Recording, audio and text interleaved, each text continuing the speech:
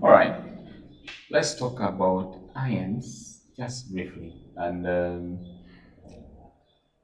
when I do want to look at ions, you will see some symbols that we have just looked at that have a plus, or sometimes you see something like that with a negative there. So you'll be asking yourself, or perhaps you're already asking yourself, what are those? So those are the things that we want to look at. How come we have a plus? How come we have a negative?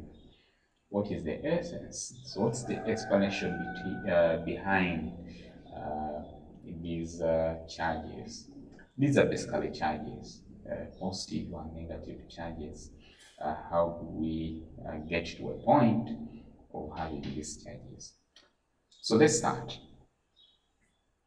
Um, an atom is considered a neutral when it does not have any charge. So this, what you see here, sodium, there is no plus, there is no negative, it is neutral. All right? But do you remember the electronic configuration of sodium? Okay? Electronic configuration comes from uh, the arrangement of electrons across the different energy levels, and it follows some rules.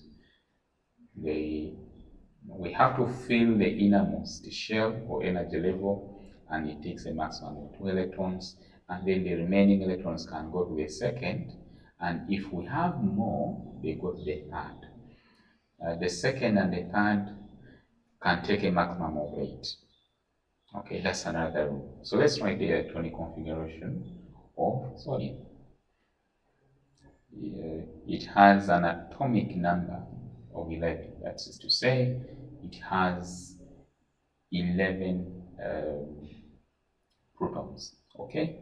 Remember, for a neutral atom, the number of protons equals to the number of electrons. Okay? So it has 11 electrons. So if it has 11 electrons, then we can write the electronic configuration for the 11. It has the first shell, we'll take 2, so we'll write 2. Since it has 11, it means if you put the maximum, which is 8, you still remain with an electron there. So this is the electronic configuration of sodium. So if we are to draw it, we are saying this is okay, just a minute. This this is the nucleus. That is the nucleus. That's the first shell with the 2 electrons. Or you can use dots, and then the other one. Those are 2, those are 4, those are 6, and then those are 8. Remaining 1 to make 11.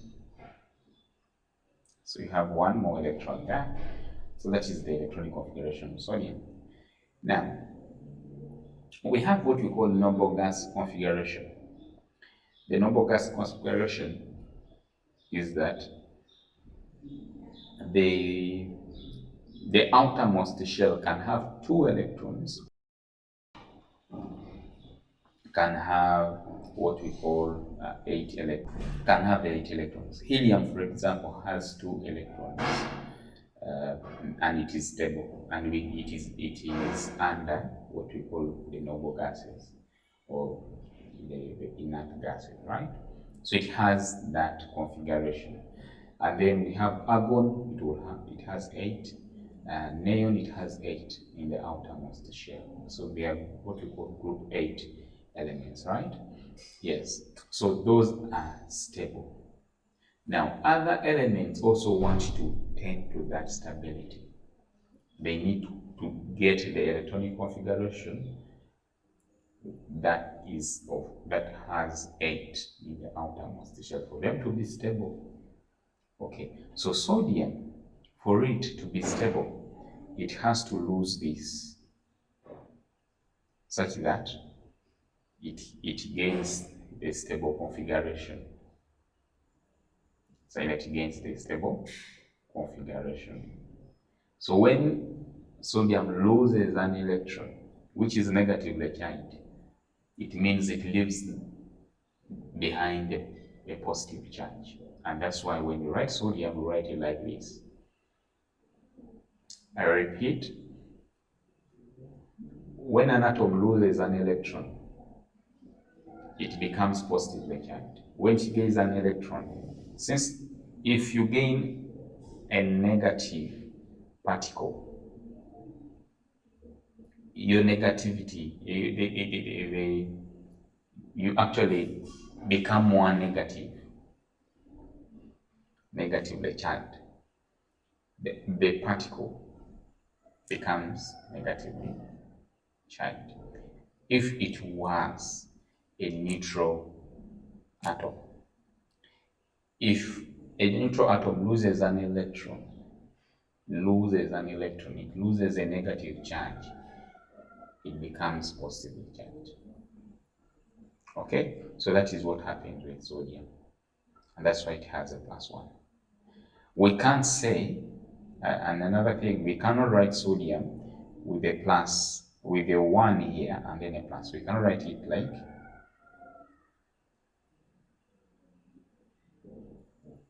no. We don't put the 1. That is the notationally or conventionally we don't put the 1.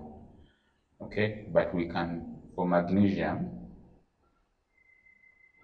we can put that because this is a 2, 3, and 4, whatever it is you can put, but 1 you don't put conventionally.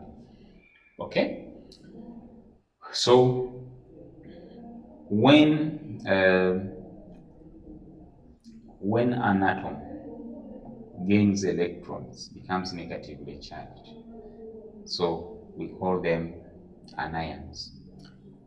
When an atom loses electrons, becomes positively charged, so we call them cations. Okay? Yeah. So the same thing here illustrated with chlorine. For chlorine to be stable, it is in group 7, right? So for it to be stable, it has to gain 1 more electron, and it becomes negative. Okay? So metals lose electrons. Non-metals, where chlorine is, where you have sulfur, you have nitrogen. These ones, for them, they will have to gain. Metals lose, non-metals gain. Okay, so metals have a positive charge, and the non-metals will have a negative charge. So we call them anions. For metals, we call them metal cations, right? Yes. So the losing, the gain is about having that noble gas configuration. So if this one gains 1, then this will be 8. So it gains the noble gas configuration. Okay? Yes. The same to oxygen. It will gain 2 for it to noble gas configuration. Right? Yes. The same to sodium. Okay? Aluminium. Aluminium, it will have to lose 3 for it to be this. Lose 3 electrons. It is a metal. Lose 3 electrons, become positively charged. Okay, so that marks the end of this presentation where we have looked at the noble gases configuration in relation to creation of anions and cations. Thank you.